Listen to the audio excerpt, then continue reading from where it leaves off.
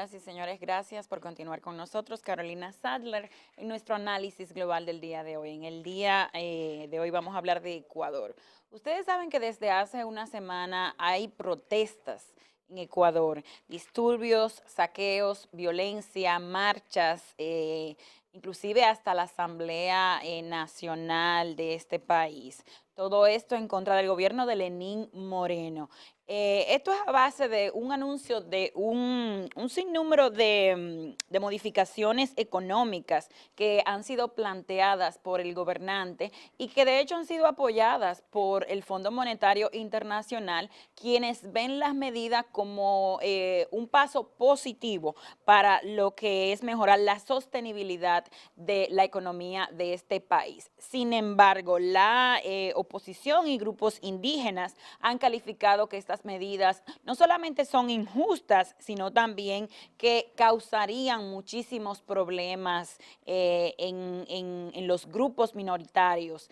Ahí en pantalla tenemos al expresidente Rafael Correa, a quien el actual presidente Lenín Moreno acusa de ser quien está detrás de todos los disturbios. Sin embargo, nada, en el día de hoy se redobla la presión contra el gobierno de Lenín Moreno, quien ha dicho que luego de trasladar el gobierno, el ejecutivo, a lo que es la ciudad de Guayaquil, está dispuesto, en el día de ayer en la tarde anunció que iba a regresar a Quito para establecer un diálogo. Dijo que está dispuesto a establecer un diálogo con quienes protestan para buscar una solución que sea adecuada para todos. Recordamos que los disturbios y toda esta problemática en Ecuador se debe a la subida del precio de la gasolina, a la reducción de aranceles, a una importación de productos informáticos, a la disminución de salarios a quienes tienen contratos temporales en el sector público y a la eliminación del subsidio de los combustibles. En el día de hoy vamos a ver en realidad si estos grupos aceptan las propuestas del presidente Lenín Moreno de un diálogo para ver si se llega a un acuerdo y le mantendremos informado. Pasamos, señores, a la situación lo que ocurre con Turquía, Siria, Estados Unidos, Rusia y otros países de esta región. Pues fíjense, en el día de ayer, los republicanos y demócratas en los Estados Unidos, algo bastante raro, pues anunciaron que están negociando conjuntamente para establecer sanciones en contra del gobierno de Erdogan en Turquía. Todo esto a raíz de los ataques de esta semana a lo que es el norte de Siria, específicamente los grupos kurdos. Los kurdos, señores, son alrededor de 25 o 35 millones de personas que se encuentran en una región distribuida entre Irán, Irak, Siria y Armenia, y quienes durante años han reclamado lo que es un territorio propio. En este caso sueñan con lo que sería Kurdistán. Sin embargo, a raíz de que a principios de semana el presidente de Estados Unidos, Donald Trump, anunció la retirada del ejército estadounidense de este territorio, pues muchos le han calificado de una traición hacia los kurdos. Sin embargo, el gobierno de Estados Unidos, de Donald Trump, ha calificado y ha dicho que en lo adelante no va a apoyar una guerra sin sentidos, guerras que no beneficien a los Estados Unidos de América. Esto es un conflicto que lleva alrededor de 8 años y medio y nada, en realidad, demócratas, republicanos e inclusive algunos exmiembros del gabinete del magnate estadounidense y actual presidente de los Estados Unidos han calificado de traición la decisión de Trump de sacar el ejército de Estados Unidos. En el día de ayer, a través de un tuit, el presidente de Estados Unidos dijo que no apoya los ataques de Turquía hacia los kurdos en Siria, pero que entendía que esta situación ellos deberían de manejarlas entre sí.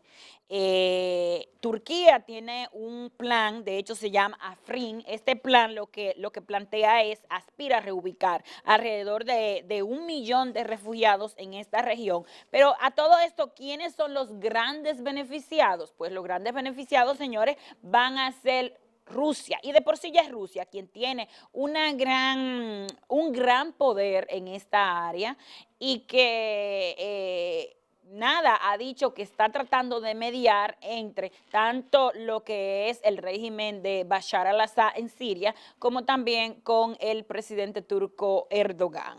Entonces, ¿qué va a pasar en el día de hoy? En el día de hoy en Estados Unidos, y todo esto es bastante interesante porque recordemos que Donald Trump está en un proceso de reelección para el 2020 y que necesita no solamente el apoyo del pueblo, la percepción del pueblo, muchos en una encuesta en los Estados Unidos, muchos apoyan que el presidente haya retirado las tropas de esta área de Oriente Medio. Sin embargo, otros dicen que la decisión fue precipitada y que ha sido una traición. Es la palabra, es lo más común que se escucha de que ha sido una traición a quienes han sido sus aliados durante muchos años. En el día de hoy vamos a ver qué va a pasar con esta decisión conjunta de republicanos y demócratas para sancionar a Turquía.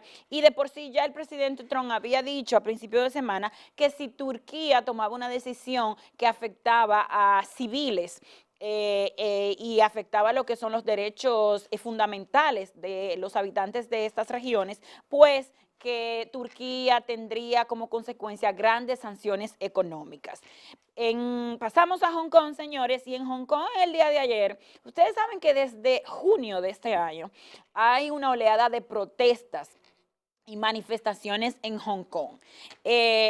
Todo esto en contra de un proyecto de ley de extradición de Hong Kong hacia lo que sería la República China. Pues fíjense qué interesante, en el día de ayer la presidenta Carrie Lam dijo que pues amenazó a los grupos que disturben la paz y dice que de continuar las protestas, tendrá que pedir ayuda a China para aplacar las protestas y entre las amenazas que se han hecho es de cortar el Internet. Recordemos, por ejemplo, que el uso del Internet en China está restringido y en Hong Kong con una visión, una ciudad con ciertas libertades en comparación con China, pero la propuesta de la jefa de gobierno dice que estudia limitar el acceso a Internet, pues entienden que todo esto daña la economía, que todo esto ayuda a las manifestaciones en contra de la estabilidad del gobierno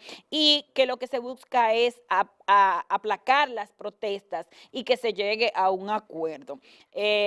A pesar de que este proyecto de ley de extradición fue retirado en el mes de septiembre, pues los manifestantes continúan protestando. Ahora, ¿por qué protestan? Protestan para que dimita la jefa de gobierno. Protestan para que el proyecto de ley sea eliminado totalmente y no vuelva a la palestra, porque tienen miedo de que el proyecto de ley en sí lo que planteaba era que ciudadanos de Hong Kong fuesen extraditados hacia China y que de esta forma pudiesen ser juzgados bajo la ley de este país. Sin embargo, lo que los manifestantes han dicho es que todo esto es injusto, pues serían juzgados bajo un régimen al que ellos no están acostumbrados, o digamos a una ley en la República Popular de China a la que ellos no están acostumbrados, serían sometidos a un sistema legal diferente. Todas estas protestas y todas estas manifestaciones ya de por sí han movilizado. En junio movilizaron alrededor de 1 millón de personas, luego a mediados de junio, a principio 1 millón de personas, a mediados de junio 2 millones de personas y por primera vez en 50 años, eso fue a principios de agosto de este año, pues se llevó a cabo la primera huelga general en 50 años en esta ciudad. Hong Kong tiene una historia bastante interesante, antigua colonia inglesa, pasó a China, tiene un Estado con ciertas libertades, pero vamos a ver qué va a pasar a eso, le vamos a dar seguimiento porque los manifestantes no están en ceder y el gobierno, aunque ha cedido, entiende que no ha conseguido el aplacar a estos manifestantes. Así está el mundo, señores, vamos a la pausa. Regresamos con una entrevista muy interesante aquí en Despierta RD. Interactúe con nosotros en las redes sociales. Despierta RD13 en Facebook, Instagram y YouTube.